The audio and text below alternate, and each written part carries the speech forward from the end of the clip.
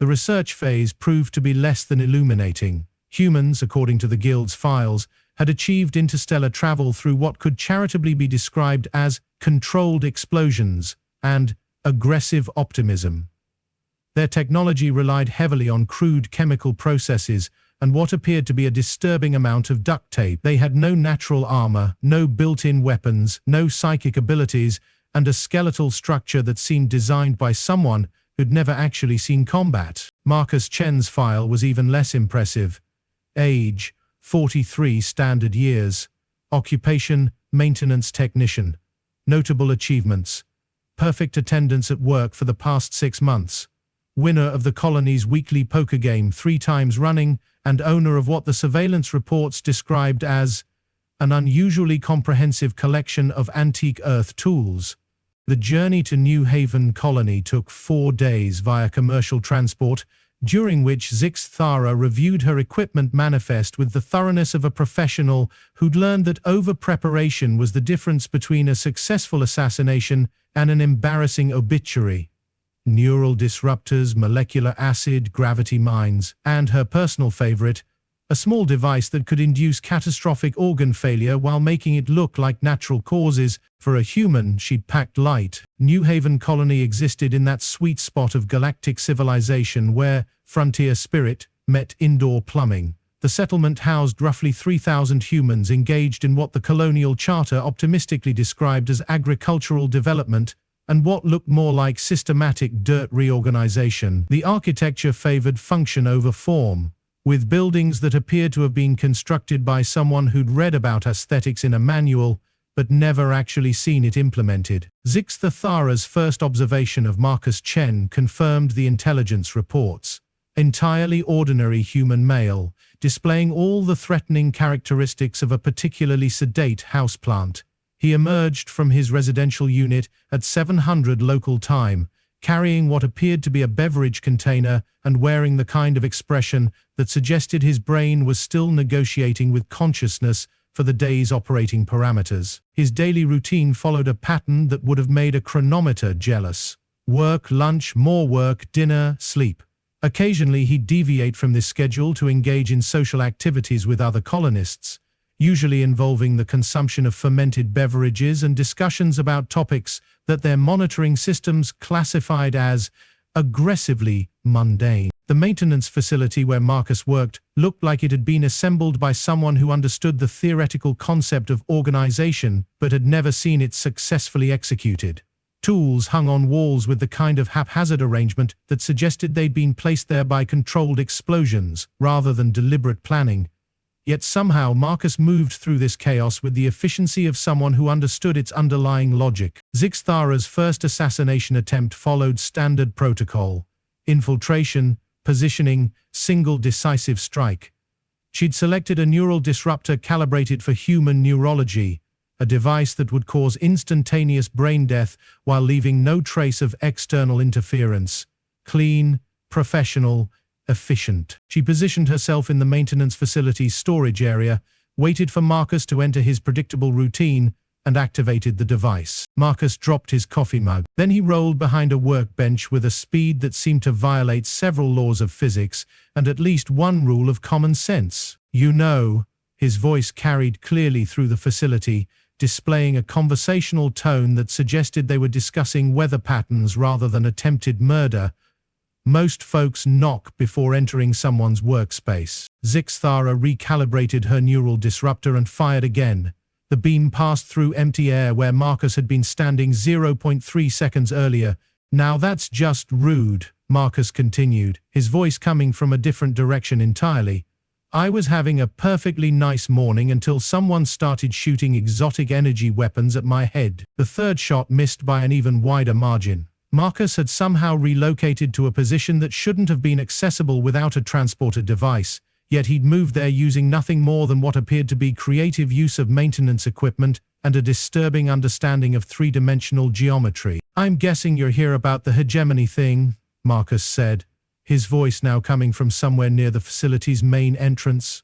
"Fair warning, this is going to end badly for one of us, and my track record with workplace safety violations suggests it's probably not going to be me. Zyx'thara switched to thermal imaging. The maintenance facility's heat signature showed a complex pattern of warm zones that made tracking Marcus's location approximately as reliable as predicting quantum fluctuations with a coin flip. A fourth shot triggered what could only be described as a cascading series of improbable events. The beam struck a carefully positioned mirror, reflected off a metallic surface, passed through a prism that happened to be hanging from the ceiling for reasons that defied logical explanation, and ultimately struck a container of industrial lubricant that exploded in a shower that coated the floor with a substance that made ice seem like high-friction sandpaper. Occupational hazard, Marcus explained helpfully, as Zyx'thara struggled to maintain footing on a floor that had apparently been designed by someone who'd wanted to weaponize the concept of slipperiness. I've been meaning to reorganize this place for months. The fifth shot missed because Marcus had somehow managed to activate the facility's fire suppression system, filling the air with a foam that rendered most targeting systems about as useful as a chocolate teapot. By the time the foam cleared, Marcus had vanished entirely, leaving behind only a note written on what appeared to be a piece of industrial equipment documentation. Gone fishing. Back in an hour. Please don't break anything expensive while I'm out. Zyx'thara stared at the note with the kind of expression typically reserved for discovering that one's retirement fund had been invested in a pyramid scheme run by sentient gas clouds. In 347 years of professional assassination, she had never encountered a target who'd responded to a murder attempt by leaving a polite note and going fishing. The second attempt, executed 12 hours later, involved a more sophisticated approach. Zyx'thara had studied human psychology during her preparation phase and concluded that the species possessed a fatal weakness for routine and predictability. Marcus's evening schedule included a visit to the colony's communal dining facility, where he typically consumed what the menu optimistically described as traditional Earth cuisine and what looked more like food-adjacent substances arranged in aesthetically questionable patterns. Zyx'thara positioned herself in the dining facility's service area with a molecular acid dispenser, a device that could reduce organic matter to its constituent elements without leaving any trace of its operation. The plan was elegantly simple. Introduce the acid into Marcus's beverage, wait for him to consume it, and observe as he experienced what the technical specifications euphemistically described as rapid cellular deconstruction. Marcus entered the dining facility at his usual time, selected his usual table, and ordered his usual meal with the kind of precision that suggested his life was governed by algorithms rather than conscious decision-making. The server, a cheerful woman named Elena Vasquez, who served as the colony's administrator when she wasn't moonlighting in food service, brought his beverage. A local brew that smelled like industrial solvent and probably tasted worse. Zyx'thara activated the molecular acid dispenser. Marcus picked up his glass, paused, and sniffed the contents, with the expression of someone who'd just detected something that didn't belong in his industrial, solvent-flavored beverage. "Elena," he called out, his tone carrying the kind of casual concern that suggested he was addressing a minor inconvenience rather than a potential assassination attempt. "I think my drink might be a little off tonight." "Off how?" Elena inquired, approaching his table with the kind of professional interest that restaurant staff develop when dealing with customer complaints. "Well," Marcus said thoughtfully, "it's glowing, and I'm fairly certain it wasn't supposed to be dissolving the glass." Elena examined the beverage with the expression of someone who dealt with enough colonial dining mishaps to recognize a serious chemical hazard when she saw one. "That's definitely not normal. Let me get you a fresh one." She disposed of the contaminated drink with the efficiency of someone trained in hazardous waste management, leaving Zyx'thara to contemplate the fact that her molecular acid, a substance capable of reducing a Regelian battlecruiser to its component atoms, had been defeated by what appeared to be basic quality control procedures. The third attempt involved explosives. Specifically, it involved a gravity mine positioned beneath Marcus's residential unit, a device that would create a localized gravitational anomaly strong enough to compress a small building into a volume roughly equivalent to a marble. The mine's activation sequence was keyed to Marcus's biorhythmic signature, ensuring that it would detonate only when he was present in the structure. Marcus arrived home at his usual time, entered his residential unit through the front door, and presumably began his evening routine of domestic activities that the surveillance reports had classified as terminally boring. The gravity mine activated precisely on schedule. Marcus's residential unit imploded, with the kind of spectacular precision that would have made a demolition engineer weep with professional pride. The structure collapsed into itself, creating a gravitational anomaly that briefly made the local space-time continuum question its life choices. When the effect subsided, Zyx'thara expected to find a small crater where Marcus's home had been. Instead, she discovered Marcus sitting on what appeared to be a camping chair in his front yard, roasting something over a small fire and looking perfectly content with his surroundings. Dimitri said the Foundation had been showing stress fractures, Marcus explained when Zyx'thara approached, her stealth field generator having apparently become irrelevant to the conversation. "We've been meaning to do some major renovations anyway.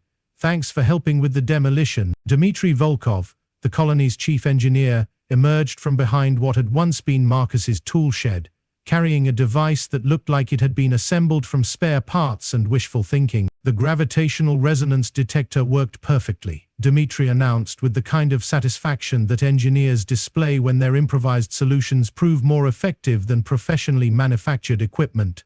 "We detected the anomaly 12 hours before activation and evacuated the structure. Also, we managed to harvest some interesting data on localized space-time distortion." "Data?" Zyx'thara inquired, her voice carrying the tone of someone who was beginning to suspect that the universe had developed a personal grudge against her. "Oh yes," Dmitry continued enthusiastically. "We've been working on a paper about defensive applications of gravitational manipulation. Your mine provided some excellent experimental validation of our theoretical models." Marcus offered Zyx'thara what appeared to be a roasted tuber on a stick. "Want some dinner?" Elena brought over some vegetables from the hydroponic gardens, and Dmitry contributed some of his homemade sauce. "It's actually pretty good, assuming you don't mind the slight metallic aftertaste." The fourth attempt involved poison gas. The fifth attempt involved a sniper rifle. The sixth attempt involved what the manufacturer had promised was a foolproof antimatter charge. By the seventh attempt, Zyx'thara had begun to suspect that the universe was either playing an elaborate practical joke or operating under a completely different set of physical laws than the ones she'd spent 3 centuries learning to exploit. The eighth attempt involved a direct confrontation. Zyx'thara found Marcus in the colony's workshop, a facility that looked like it had been designed by someone who'd understood the concept of organization in theory, but had never seen it successfully implemented in practice. Tools, components, and materials were arranged in patterns that suggested they'd been organized by controlled explosions rather than conscious planning. "We need to talk," Zyx'thara announced, abandoning any pretense of stealth in favor of what she hoped would be a more direct approach to the problem. Marcus looked up from what appeared to be a mechanical device of indeterminate purpose and smiled with the kind of expression that suggested he was genuinely pleased to see her. "Finally decided to introduce yourself properly?" he asked, wiping his hands on a cloth that had seen better decades. "I was wondering when you'd get tired of the whole mysterious assassin routine." "You knew I was trying to kill you," Zyx'thara stated, her tone carrying the kind of flat certainty that suggested she was beyond surprise at this point. "Well, yes," Marcus replied, his tone suggesting that this was roughly as obvious as observing that water was wet. The exotic energy weapons were a pretty strong indicator. Also, Elena mentioned that someone had been asking questions about my schedule, and Dimitri's sensors picked up some interesting readings from your stealth equipment, and you weren't concerned about this. Marcus considered the question, with the expression of someone who was trying to find a polite way to explain something that should have been obvious. "Look," he said finally, "I've been working maintenance and engineering jobs for the better part of 20 years. I've survived equipment failures that should have been fatal, chemical spills that should have been lethal, and that one incident with the fusion reactor that the safety inspector still refuses to discuss in public. At this point, assassination attempts fall into the category of Tuesday. I am Zyx'thara Vex," she announced, drawing herself up to her full height and allowing her natural Kytherian intimidation responses to activate. "I am the most feared assassin in known space. I have eliminated targets that were considered unkillable. I have never failed a contract. That's nice, Marcus replied with the kind of tone that suggested he was genuinely impressed, but not particularly concerned. I'm Marcus Chen. I fix things that break, and I'm pretty good at not staying dead when people try to kill me. It's not exactly a professional skill, but it's proven surprisingly useful over the years. He gestured around the workshop with the kind of casual pride that suggested he was showing off his life's work. This whole colony is basically one big engineering project, he explained. We're trying to make a human settlement work on a planet that's about as hospitable to human life as a black hole is to organic matter. Every day is a series of potentially fatal problems that we solve using whatever materials we can find and whatever techniques we can improvise. That doesn't explain why you're impossible to kill, Zyx'thara pointed out, her professional frustration beginning to override her natural Cytherean stoicism. Isn't it? Marcus asked, his expression suggesting that he was genuinely curious about her perspective. Because from where I'm standing, it explains everything. He picked up a tool that looked like it had been designed by someone who'd never seen a proper tool, but had heard them described by someone who'd only seen pictures. You've spent 3 centuries learning how to kill things that were designed to be killed, Marcus continued, his tone taking on the kind of casual certainty that suggested he was explaining something that should have been obvious. You've mastered the weaknesses of hundreds of species, learned their biological vulnerabilities, studied their behavioral patterns, and developed techniques for exploiting their natural limitations. Yes, Zyx'thara agreed, not seeing where this explanation was leading. But humans weren't designed to be killed, Marcus said, his smile taking on the kind of expression that suggested he was sharing a particularly good joke. We were designed to be broken, and then we were designed to keep working anyway. He activated the device he'd been working on, and it immediately began making sounds that suggested it was probably violating several laws of physics and at least one principle of common sense. This is a water recycling unit, Marcus explained, raising his voice over the mechanical noise. It's built from spare parts, held together with industrial adhesive, and operates on principles that would make a proper engineer file a formal complaint with the universe. It should have failed catastrophically within the first hour of operation. But it works, Zyx'thara observed. It works, Marcus confirmed. Just like everything else in this colony, just like every human settlement in the galaxy. We take things that shouldn't work, we make them work anyway, and then we keep them working long past the point where any reasonable species would have given up and done something sensible instead. The device's sounds grew louder, and Marcus made a series of adjustments with a kind of casual competence that suggested he was fine-tuning a piece of equipment rather than preventing what appeared to be an imminent mechanical explosion. You want to know why Veltar Quinn hired you to kill me? Marcus asked, his tone taking on the kind of certainty that suggested he knew exactly why he'd become a target.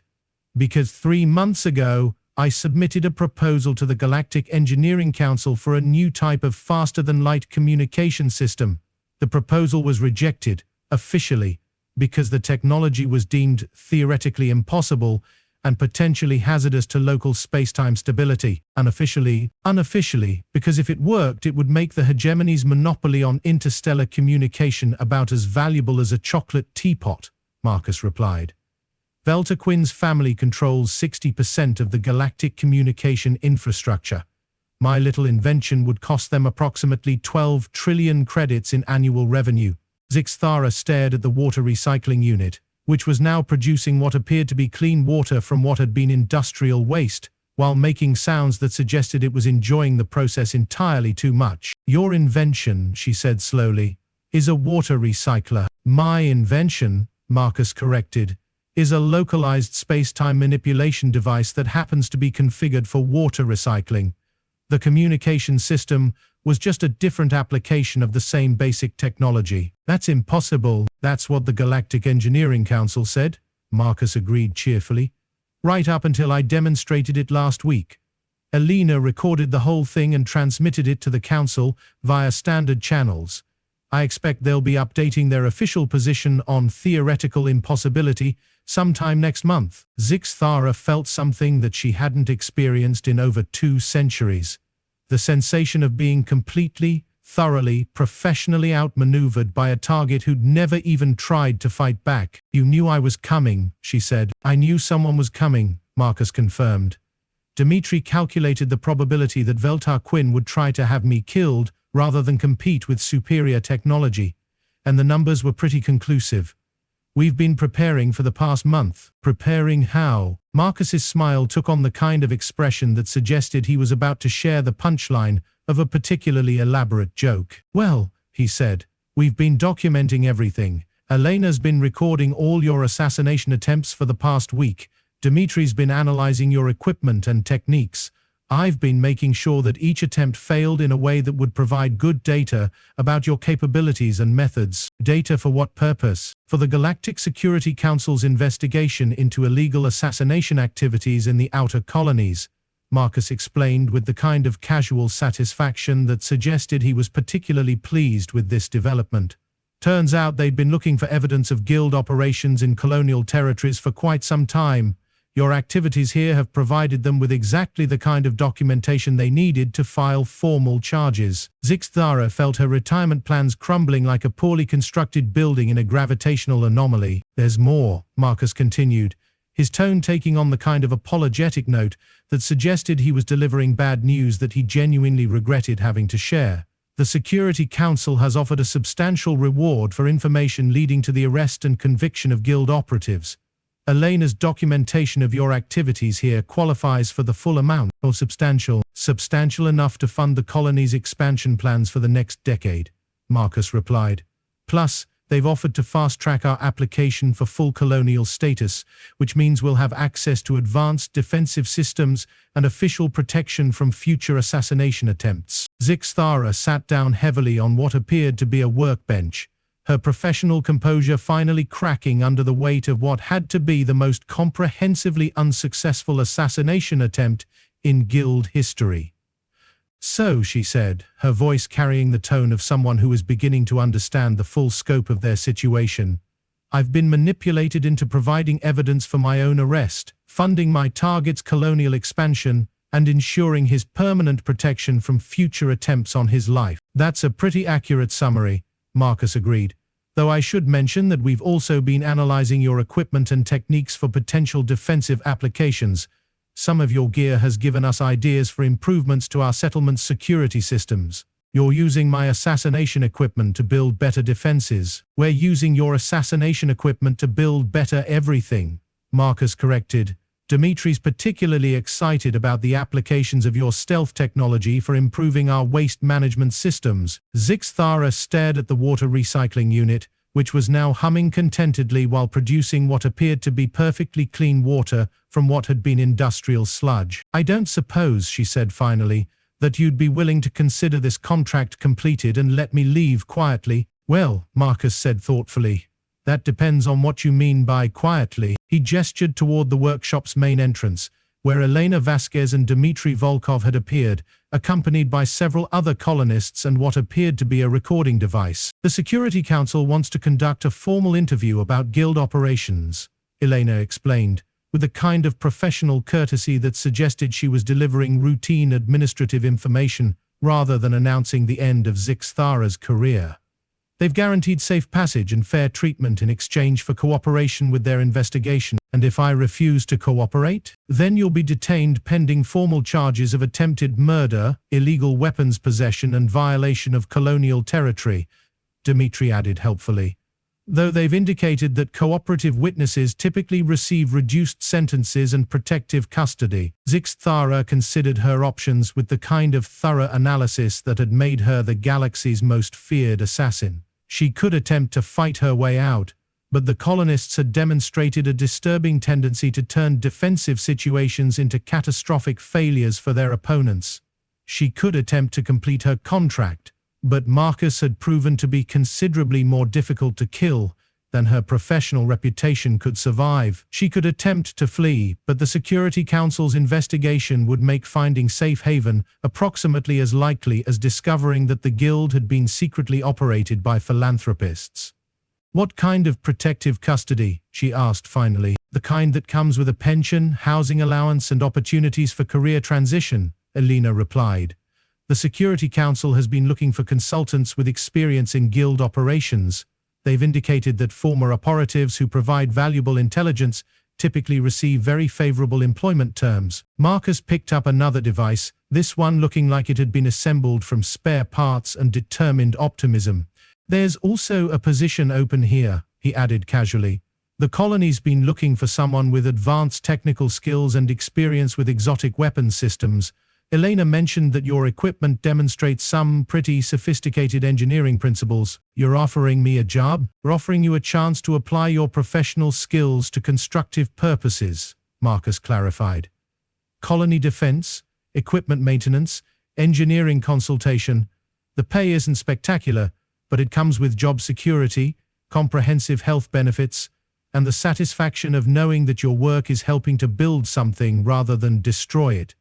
Zyx'thara looked around the workshop, taking in the organized chaos of human engineering, the devices that shouldn't work but did anyway, and the casual competence of a species that had apparently decided to treat the universe's hostility as a personal challenge rather than a deterrent. "And if I accept this position," she asked, "what happens to my contract with Veltar Quinn?" Marcus' smile took on the kind of expression that suggested he'd been saving the best part of the joke for last. "Well," he said, "technically you'd be fulfilling the contract exactly as specified.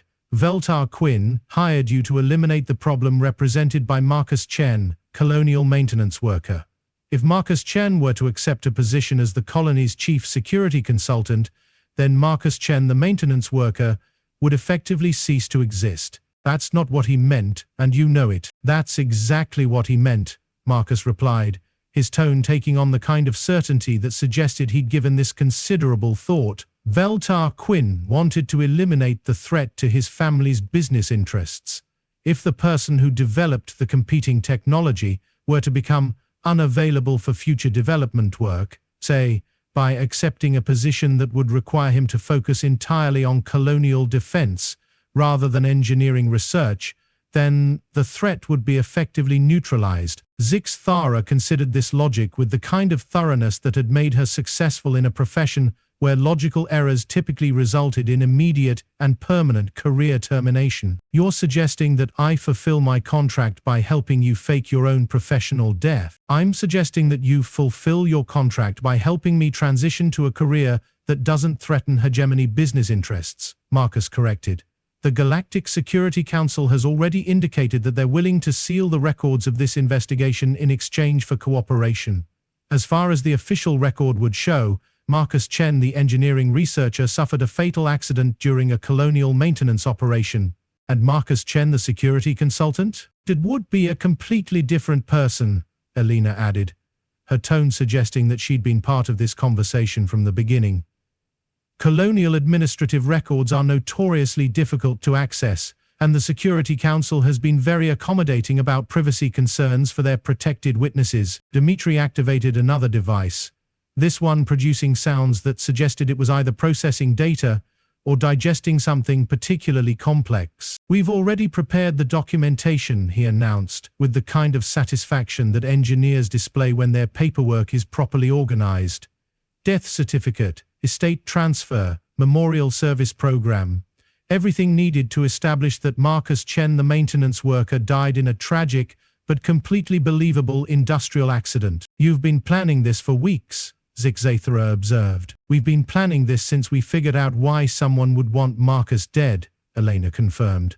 "The colony's survival depends on our ability to solve problems creatively, and this particular problem required a fairly creative solution." Marcus picked up what appeared to be a cup of coffee and offered it to Zyx'thara with the kind of casual hospitality that suggested they were discussing routine business rather than conspiracy to commit identity fraud. "The way I see it," he said, "you've got three options. You can fight, which won't end well for anyone. You can run, which won't end well for you.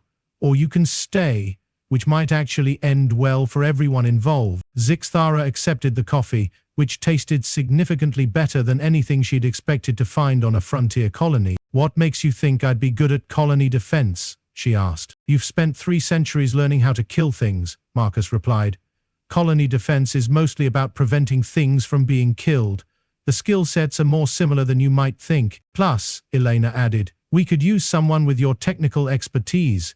The equipment you've been using demonstrates some pretty advanced principles that could have applications for our engineering projects. And, Dmitri continued, the Security Council has indicated that former guild operatives who provide technical consultation typically receive accelerated citizenship processing and access to advanced research facilities. Zyx'thara sipped her coffee and contemplated what had to be the most bizarre career transition in the history of professional assassination. 6 months ago, she'd been the most feared killer in known space. Now she was being offered a job in colonial administration by a maintenance worker who'd turned her assassination attempts into a recruitment strategy. "There is one condition," she said finally. "What's that?" Marcus asked. "I want to know how you did it," Zyx'thara said, her tone carrying the kind of professional curiosity that suggested this was more than casual interest. "All of it. The detection systems, the evasion techniques, the equipment modifications, everything." Marcus's smile took on the kind of expression that suggested he'd been hoping she'd ask that question. "This," he said, "is going to require a lot more coffee and probably some technical diagrams, but I think we can arrange that." Eleanor produced a tablet and began entering information with the kind of efficiency that suggested she'd been preparing employment documentation for quite some time. "Standard colonial employment contract," she explained. "Housing allowance, medical benefits, equipment budget, and a signing bonus that should cover your immediate needs. The Security Council has already approved the compensation package." Zyx'thara reviewed the contract with the thoroughness of someone who'd learned to read the fine print in documents that typically involved her committing to kill people. The terms were surprisingly favorable, the benefits were comprehensive, and the job description was broad enough to accommodate someone with her particular skill set. "And Veltar Quinn," she asked, "will receive official notification that his contract has been completed successfully," Marcus replied. Marcus Chen, the maintenance worker, died in a tragic but completely believable accident. The threat to hegemony business interests has been eliminated. Everyone gets what they wanted, except for the part where Marcus Chen is still alive. "Marcus Chen, the maintenance worker, is dead," Elena corrected. Marcus Chen, the security consultant, is a completely different person who happens to share some superficial similarities with the deceased. Colonial records are very clear about this distinction. Dimitri's processing device chimed with what appeared to be a notification of successful completion. "The identity transfer is finished," he announced. "Official records now show that Marcus Chen died in an industrial accident 3 days ago, and that the colony has hired a new security consultant named Marcus Chen. Completely different people, according to the paperwork. That's not going to fool anyone," Zyx'thara pointed out. "It doesn't have to fool anyone," Marcus replied. "It just has to provide legal cover for the people who need plausible deniability. Veltar Quinn gets to report that his problem has been solved. The Security Council gets to report that they've successfully recruited a valuable intelligence asset. The colony gets to report that they've hired qualified security personnel.